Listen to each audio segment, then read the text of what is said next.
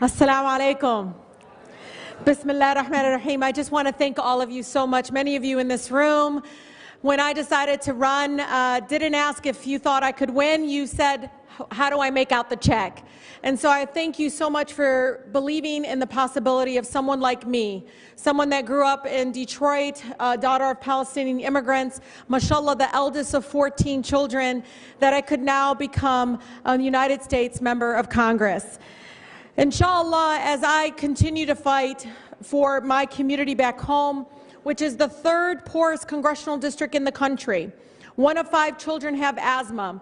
From corporate polluters who I had to trespass onto their property to get samples of toxins to get tested, to the incredible, corporate greed that gets vested into our city, that, push back against complying with laws, you push back blocking his trucks for about an hour. Many of you don't know these stories about me, but I was an activist before I became a member of Congress. I was a person that was a mama seeking for justice, and I did it unapologetically with civil disobedience, from getting kicked out of a rally that Trump had in my city, to being pushed up against a billionaire that tried to recall me when I was a Michigan state representative. This is just who I am, and this is how I fight back.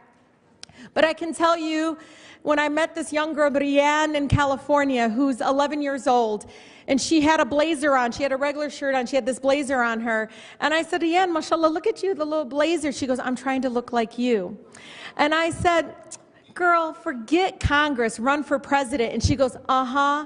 That's what we do. That's, mashallah, that's what we did.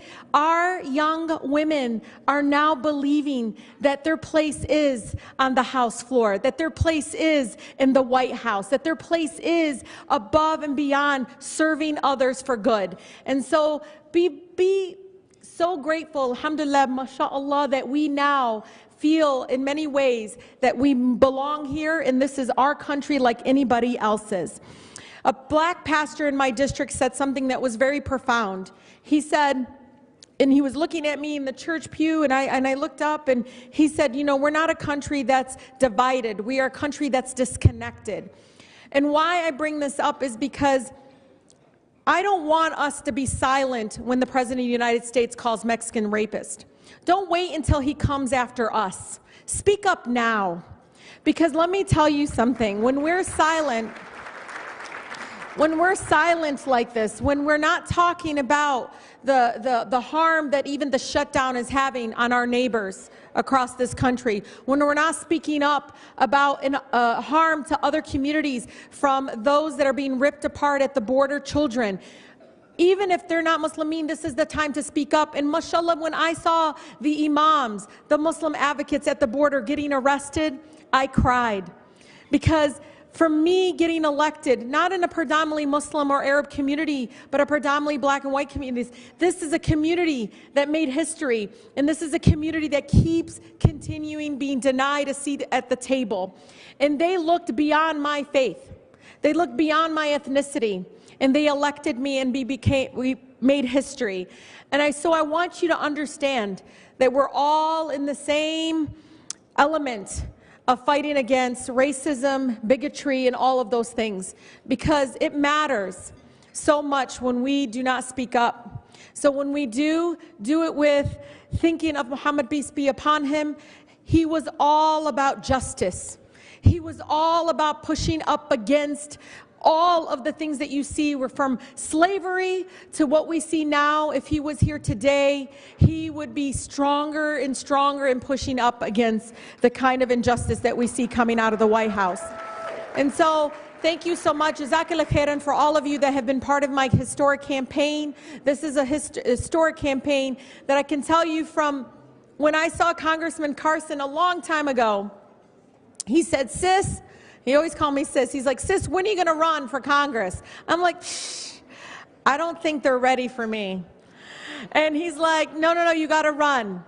And mashallah, now I get to serve with this brother who uplifts me every single day from his presence. I feel stronger every time I'm in his presence. And I got to tell you, when the attacks came on my sister Ilhan Omar, I came up to her, I think it was the first week of our orientation, and I'm a big sister. You know, I have 7 younger brothers, 6 younger sisters, mashallah. And so I just have this feeling, I'm like, Ilhan, are you okay? She goes, Rashida, all the attacks, it doesn't matter because I survived war, I can survive them. And so be hopeful that you have incredible representation in so many ways. I will leave you with this. I will never be your perfect Muslimah.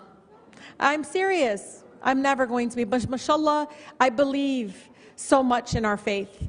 And it gives me so much strength every single day. From when I do my salahs,